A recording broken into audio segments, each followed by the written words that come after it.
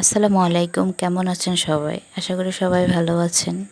সকাল থেকে বৃষ্টি পড়ছে, তাই খিচুড়ি রান্না করছি। বাসায় অনেক দিন না থাকার কারণে বারান্দার গাছগুলো কীরকম নষ্ট হয়ে গেছে, তাই এগুলো পরিষ্কার করছি, ঠিকঠাক করছি।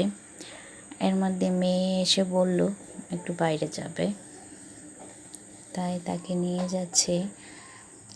আমাদের বাসার সামনে একটা বাগান আছে, সেখানে নিয়ে যাচ্ছি। আর সে আমার সাথে দুষ্টুমি করছে, কথা বলছে,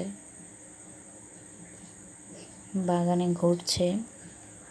আর চারপাশটায় বৃষ্টির পানিতে পানি জমে গেছে, প্রচুর পানি হয়েছে। বৃষ্টির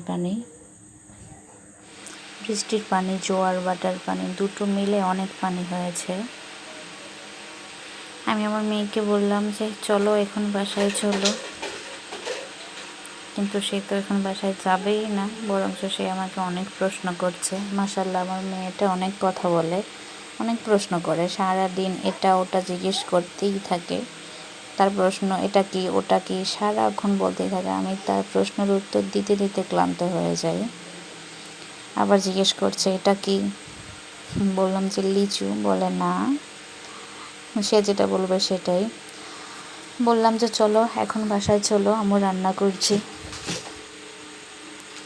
সেও রাজি হলো। বললাম নইলে চলো এখন কবুতরকে খাবার দেব। বললো ঠিক আছে। সে আবার আমাকে প্রশ্ন করছে, সে প্রশ্ন করতেই থাকে। সে প্রশ্ন করতে করতে ক্লান্ত হয় না, আমি উত্তর দিতে দিতে ক্লান্ত হয়ে যাই। বললাম যে এবার চলো, কবুতরকে খাবার দিতে হবে।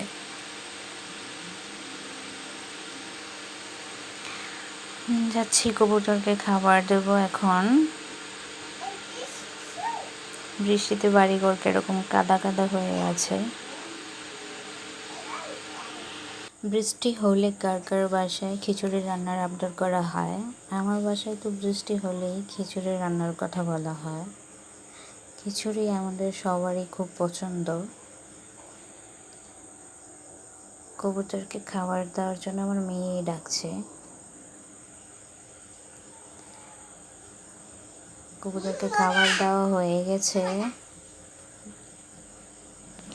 কবুতরকে খাবার দিয়ে চলে গেলাম রান্নাঘরে।